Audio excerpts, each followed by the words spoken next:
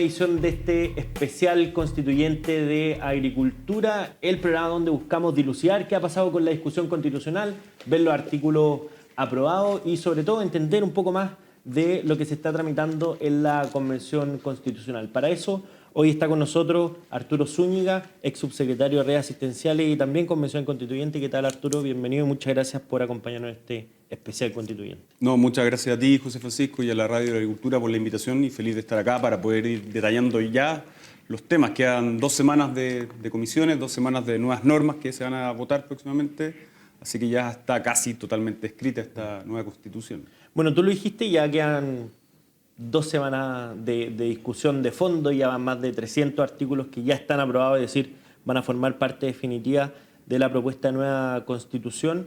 Y evidentemente lo que queda ahora no puede modificar este contenido, que es la Comisión de Armonización. Y una de las cosas que más ha llamado la atención, especialmente estos últimos días, es lo que está pasando con el sistema político, con cómo se va a distribuir el poder, que es una de las razones de existir de la Constitución. Entonces, cuéntanos un poco en qué está eso, principalmente, sobre todo lo relacionado con este trato preferente o diferenciado que se le está dando a los pueblos originarios, por ejemplo. A ver, bueno, primero recordar que acá han habido una serie de acuerdos entre las distintas izquierdas. Yo creo que ya es el tercer acuerdo, y que varias veces no ha funcionado porque obviamente se está armando algo que resulta bien difícil de ir armando por partes. Un sistema político debe ser muy coherente para que haya contrapesos entre los distintos poderes del Estado. Y en ese sentido creemos nosotros que la propuesta de multiculturalidad, en la cual nosotros estábamos a favor, se ha pasado varios pueblos y todos hemos sabido acerca de que ya la plurinacionalidad sale una cantidad de veces en nuestra Constitución, incluso más que la palabra chileno.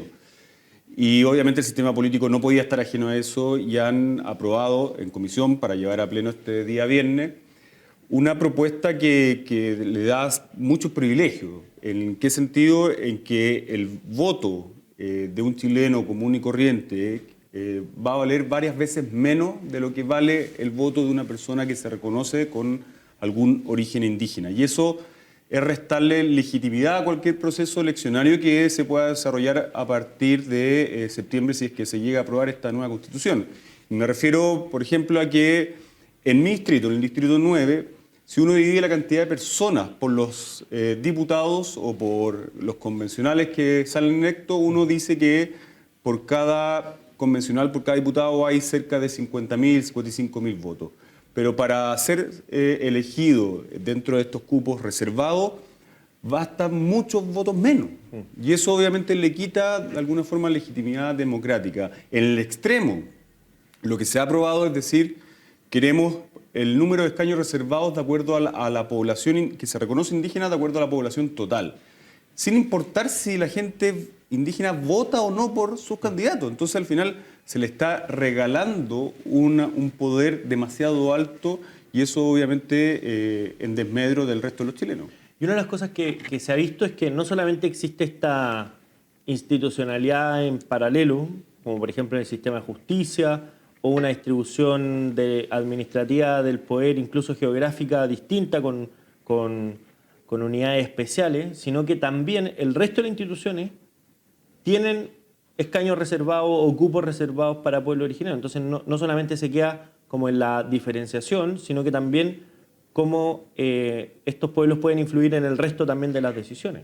Absolutamente, o sea, tú lo mencionaste, van a haber escaños reservados para concejales, para gobernadores, para diputados, para senadores, para cada una de las instituciones estatales. A eso agregarle un sistema de justicia en paralelo, es decir, ante el mismo delito van a haber penas diferentes si es que esa persona es de algún pueblo indígena, autogobierno y autonomía territorial. Y lo más grave para nuestro país, en mi opinión, es el inciso 2 del artículo 7 de la Comisión de Formas de Estado, que dice que ya no es necesario una consulta indígena, sino que es necesario el consentimiento para cualquier decisión que afecte o que esté en territorio que en el antepasado haya sido de pueblo originario, es decir, en todo nuestro país. El día de mañana, si queremos hacer un proyecto de viviendas sociales, si queremos hacer un puente, vamos a tener que tener el consentimiento, es decir, la autorización de los pueblos indígenas. Y eso obviamente es quitarle todo poder democrático a las elecciones que nosotros hagamos en el futuro.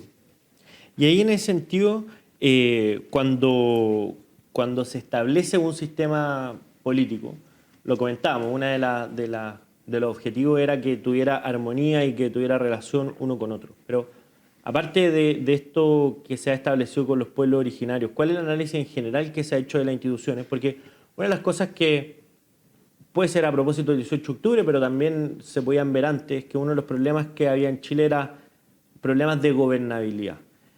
Y a la vez eso tiene que conversar con el control de los poderes, para que en el fondo el que tiene la mayoría circunstancial no se lleve todo para la casa, como se dice coloquialmente.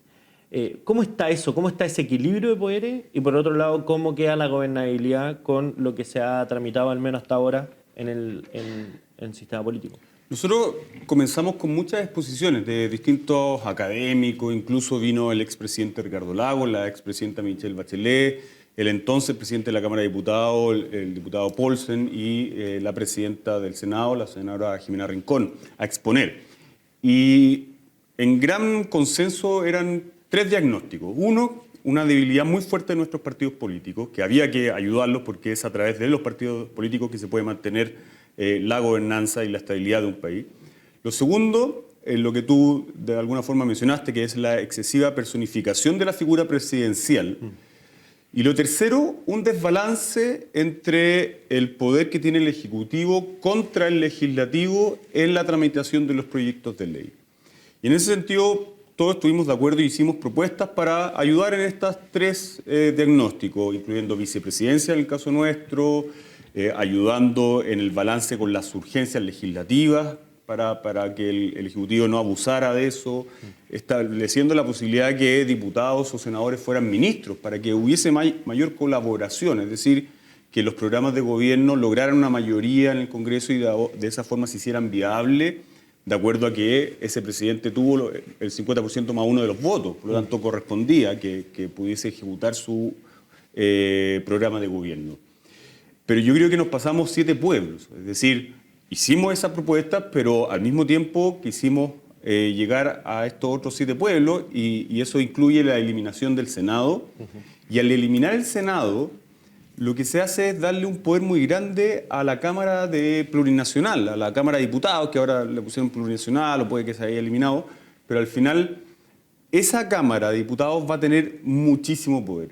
Y al haber bajado los quórums para que las leyes se hagan de forma más rápida, de acuerdo a lo que pedía la ciudadanía, con solamente 4/7, es decir, 88 diputados, el Congreso Plurinacional tendrá el control del 100% del poder, porque obviamente con ese poder ya la Cámara de las Regiones no sirve para nada. ¿Para qué hablar del veto presidencial? El veto presidencial con cambios de artículo va a necesitar solamente 88 diputados para insistir la Cámara. Entonces al final el presidente va a tener que promulgar proyectos de ley que a lo mejor él ni siquiera está de acuerdo. Y para qué hablar ya del Poder Judicial que está absolutamente desmantelado en estos distintos sistemas de justicia por cada uno de los pueblos originarios, perdiendo ya la autonomía de los jueces que van a ser evaluados por los políticos de turno. Entonces, al final, lo que estamos propiciando es un caldo de cultivo para que estos 88 diputados al final tengan el poder total de nuestro país. Bueno, y pareciera que un análisis general es que en el fondo todo lo que se esperaba de este proceso constituyente termina generando nuevos problemas para el país, como por ejemplo relacionados con la institucionalidad, pero no se está haciendo cargo de una cuestión bien esencial o bien sentido por la ciudadanía, que son estos derechos sociales que finalmente era lo que primaba al menos en la agenda pública. Hoy día, ¿cómo está quedando eso? Sobre todo porque se han hecho hartas advertencias de que una cosa es lo que se diga y otra cosa es lo que realmente se va a cumplir. Sí, lo que tú dices es bien cierto. Yo creo que la Convención ya desde el comienzo ha hecho oídos sordos a las demandas ciudadanas y ve en este proceso más que nada un botín político que quiere capturar en su totalidad por parte de la izquierda más radical. Cuando uno se remonta a lo que sucedió en octubre del año 2019, excluyendo obviamente a los terroristas que incendiaron y saquearon locales comerciales y casas, ve bastante razón en esas demandas por mejores pensiones, demandas para que se mejore nuestro sistema de salud y las personas no esperen meses o años en listas de espera. Ve obviamente con justicia que apoderados, padres, tuvieron a 14 años estudiando a su hijo en colegios municipales del Estado y resulta que no tienen las mismas oportunidades de lo que tiene un niño que estudió en un colegio subvencionado. Y para qué hablar de las personas que viven con allegados, esa necesidad de 600.000 viviendas y el tema del momento que es la seguridad, o sea, el narcotráfico, los atentados, los saqueos que están ocurriendo todos los días, ya no es solamente en la Araucanía, no es solamente en el norte de nuestro país, sino que también en todas las otras regiones. Y esos problemas no se les ha dado solución, incluso al contrario. Por ejemplo, en la Comisión de Sistema Político ahora se va a permitir que personas que hayan sido condenadas por delitos con penas mayor a 3 años puedan mantener su ciudadanía y al mismo tiempo ser candidatos a elecciones. Y eso obviamente va en contra de toda esta mala imagen que ya tienen los políticos. Pero cuando uno se va a los derechos sociales aprobados, yo encuentro que se farrió la convención la posibilidad de darle respuesta a la ciudadanía. Por ejemplo, en salud. En salud, ¿qué es lo que uno hubiese esperado? Que una política tan importante como la del expresidente Ricardo Lagos, en donde se puso en el centro de la política pública a la persona, al paciente, a su familia, y lo que hace el auge es que si el hospital no le respeta la atención en los plazos que dice la ley, bueno, es FONASA la que tiene que pagar esa atención, ya sea en otro hospital público o en un hospital privado. ¿Por qué? Porque lo importante es las personas. Es como lo que pasó durante la pandemia. Da lo mismo si el ventilador mecánico de esa cama unidad de cuidado intensivo estaba en un hospital público o en una clínica o en un hospital universitario. Lo importante era que la persona que necesitaba el ventilador pudiese llegar a esa cama, sin importar si el carnet era de FONASA o de ISAPRE. Y lamentablemente acá lo que se hace es cerrarle la puerta a la colaboración público-privada. Es decir, hay 7 millones de personas que todos los años compran al menos un bono FONASA libre elección para adelantar su consulta de especialista. Y resulta que con lo que se está viendo en la convención, eso va a quedar postergado. ¿Para qué hablar de las 3.400.000 personas que se atienden en ISAPRE y van a tener que irse al sistema público? O sea, lo que ya no alcanza para los que están en FONASA, ahora se va a ver absolutamente recargado con 3,4 millones de personas más. Y eso va a implicar un mayor número de personas en lista de espera. Entonces, es lamentable que esas respuestas que la ciudadanía estaba esperando, esta convención ya no se las dio.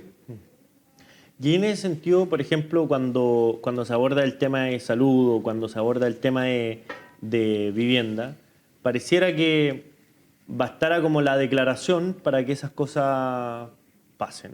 Y vemos que, bueno, en la realidad las instituciones funcionan de manera distinta. En ese sentido, además del caso de salud, ¿cuál te parece a ti que hoy hay que poner la alerta? Porque en algún momento se mencionaba el derecho a la vivienda, que no estaba en la Constitución actual, pero que obviamente el acceso a la vivienda no significa propiedad sobre la vivienda y eso podría afectar un sueño de miles de familias que es tener una casa propia. Yo creo que hay una declaración que hizo el convencional Fernando Atria hace ya varias semanas atrás, acerca de lo que es el derecho a la propiedad, que para gran parte de la historia constitucional corresponde a un derecho fundamental y no a un derecho social, y él los quiere igualar. Él quiere igualar el derecho a la propiedad con el derecho social, y eso llega a lo que tú comentas, que muchas declaraciones, no solamente de los convencionales, no solamente de las normas que se han aprobado, sino incluso las dichas por el presidente Gabriel Boric, que no confiesan o no detallan a qué se refiere, por ejemplo, con la propiedad de la vivienda. Es decir, ellos aseguran la vivienda, pero no la propiedad. Es decir, uno puede estar pagando todos los meses su dividendo, pero resulta que en el momento de fallecer, esa persona no le va a poder heredar esa casa, ya sea a su esposo, a su esposa o a sus hijos. Y lo mismo ocurre con los fondos de pensiones. Es decir, ellos dicen no, el derecho es a la seguridad social, es decir, a tener una pensión. Pero ellos no dicen cómo se financia esta. Y obviamente uno esperaría que la propiedad de los ahorros para la vejez de todos los trabajadores de nuestro país sea de propiedad de cada uno, cosa que el día de mañana pueda optar a esos fondos y, en caso de fallecer, poder heredarlos y ojalá poder tenerlos en su propiedad para tener cada día una mayor pensión. Y esas son las cosas que no quedan definidas, que se queda debilitado. Y el derecho a la propiedad, que es el que va a resguardar todo eso, queda cojo en lo que es el precio, es decir, el precio lo va a determinar el legislador de turno. En la expropiación. En la expropiación. Y en la oportunidad del pago, es decir, no se establece un pago al contado o previo a la expropiación, sino que puede darse en cómodas cuotas de 20 años, como ya sucedió en nuestra historia.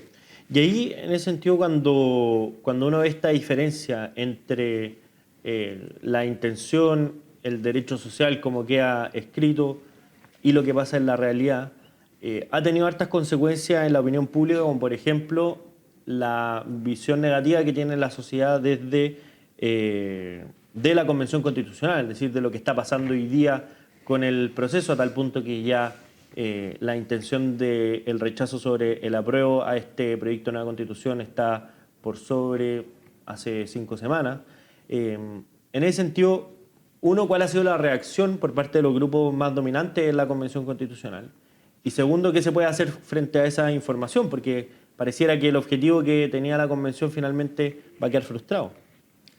A ver, primero yo creo que, como lo mencioné, la Convención no escucha y hace oídos sordos y no ve incluso encuestas invalidando su metodología o inventando que estos son grupos de interés que están esparciendo información falsa. Y eso obviamente es negarse a cualquier cambio. O sea, lo que ha sucedido hace 4 semanas, que uno esperaría que haya una moderación, no ha ocurrido por ningún motivo. Todo lo contrario. Siguen apareciendo normas que se pasan 7 pueblos o que no corresponden a las demandas sociales, y lo único que hacen es consolidar un interés en particular de un grupo identitario, como pueden ser las personas que son neoecologistas o para qué hablar de los privilegios de los pueblos indígenas. O sea, eso sigue ocurriendo y cada vez más, cada vez vemos más privilegios. Incluso yo la semana pasada hablé de monarquía indígena, en el sentido de que podemos tener una democracia, podemos elegir a nuestros alcaldes, a nuestros gobernadores, a nuestros senadores, diputados, incluso a nuestro presidente. Pero al final, con todos estos escaños reservados que le estamos dando, los que van a determinar qué es lo que hace y qué es lo que no se hace son los pueblos originarios. Muy similar a una monarquía que conocemos. Y ahí en ese sentido, la cuestión previa, es decir, ya, uno, que obviamente los constituyentes no están escuchando lo que está diciendo la ciudadanía, y segundo, ¿en qué escenario quedamos? Es decir, porque aquí hay una oportunidad frustrada por parte de la Convención Constitucional, es decir, que tenía como objetivo terminar con la discordia constitucional en nuestro país, pero pareciera que ya fracasó en ese objetivo, porque independientemente si se apruebe o se rechace, si se aprueba, las personas no quedarían contentas con este nuevo proyecto, especialmente lo que se dice en materia política y por los actores políticos, y si se rechaza quedamos como en foja cero, como si nada hubiera pasado, y eso evidentemente también se enfrenta con que un 80% de la población quería cambiar la Constitución y quería iniciar un proceso. Entonces ahí quedamos como en la encrucijada entre todo o nada, y finalmente puede terminar siendo un problema. ¿Y cómo han hablado esto sobre resolverlo y decirle a la ciudadanía que hay una alternativa quizás? Yo creo que ya son varias las personas, los actores, que han dicho que este proceso constituyente, en caso de no aprobarse esta propuesta, no se cierra. Como tú bien lo mencionaste, hubo un 80% de las personas que le dijo no a la actual Constitución. Y eso no se contrapone, es decir, o sea, si no se aprueba la nueva Constitución, no se contrapone con que este proceso constituyente siga abierto. Eso para nosotros es un dato, un hecho de facto de que el día 5 de junio, 5 de septiembre, si es que no se llega a aprobar este texto de nueva Constitución, nuevamente tiene que el Congreso establecer una propuesta, y así lo expresó hace poco el mismo presidente Gabriel Boric en la entrevista que dio, diciendo que ellos ya están preparando un plan, una estrategia para el caso de que no gane el apruebo. Y eso habla muy bien, bastante opuesto a lo que dijo el expresidente de la Convención, Jaime Baza, en el cual amenazó con que si no gana el apruebo va a haber un nuevo quiebre social y político. Y obviamente eso atenta y es como la típica campaña del miedo que a nadie le gusta. Yo quedé bastante agradecido con las palabras del presidente Boric, que da esa posibilidad de ganar el rechazo, de no aprobarse la nueva Constitución. Hay un plan para, obviamente, cumplir con las demandas ciudadanas y no hacer borrón y cuenta nueva.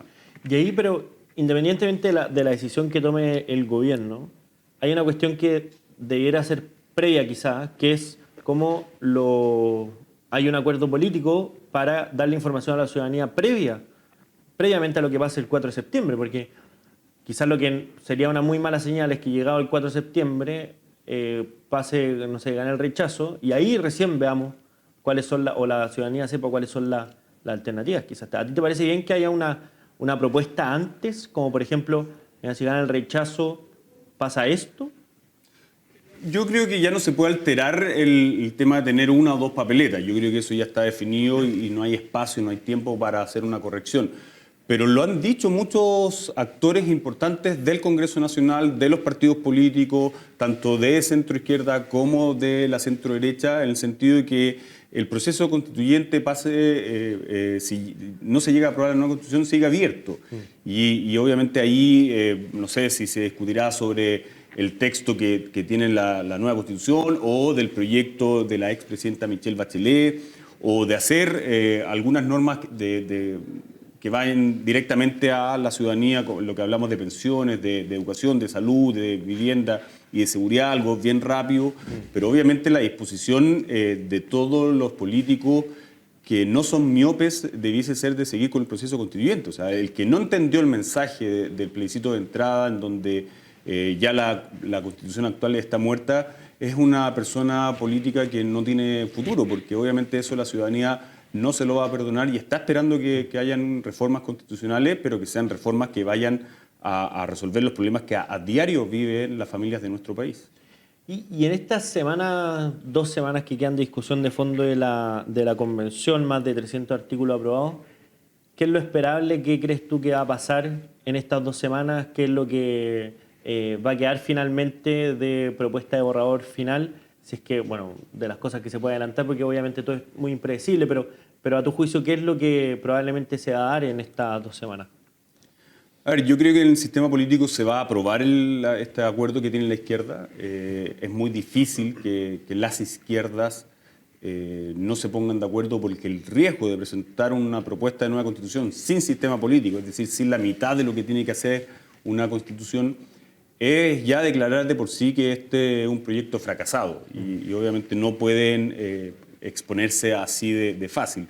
Por lo tanto, tal como lo dijo el presidente, salga lo que salga, se va a aprobar por 2/3 esta propuesta de sistema político que no va a tener contrapesos, que va a provocar un excesivo parlamentarismo, es decir, vamos a tener un parlamentarismo de facto, un sistema unicameral, porque la segunda cámara no va a servir de nada, va a ser decorativa y vamos a estar pagándole millones de pesos a los senadores.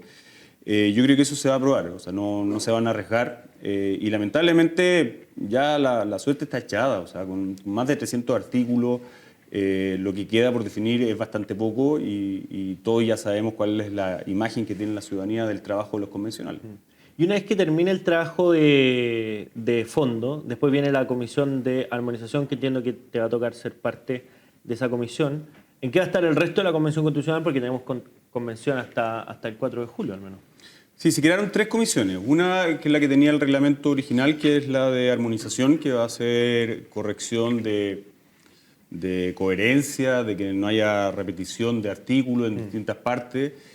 Y se crea además una comisión de normas transitorias, es decir, de cuánto es el plazo que cada uno de estos cambios debiese ocurrir. Obviamente ahí nuestra posición es que los derechos sociales son los cambios más importantes y ojalá que toda esta Constitución entre a regir lo antes posible, porque si ellos creen que es tan buena, como dicen decir, lo importante es que sea rápido y eso incluye obviamente el llamado a reelección completo. O sea, ya lo dijo una convencional, Justianovich, que acá hay un reseteo total, es decir, hay que llamar a elecciones de alcaldes, de concejales, de gobernadores, de senadores, de diputados, incluso de presidente, que son varias las normas.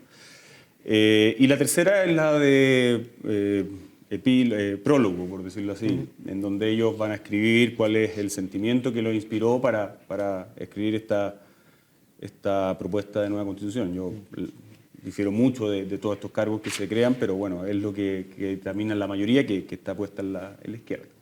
¿Y alguna vez pareciera que este interés por dejar contentos a todos finalmente ha terminado por un proyecto que no deja contento a nadie, especialmente lo que pasó con el sistema político y esto de los últimos días de igualar a los partidos políticos con cualquier iniciativa ciudadana.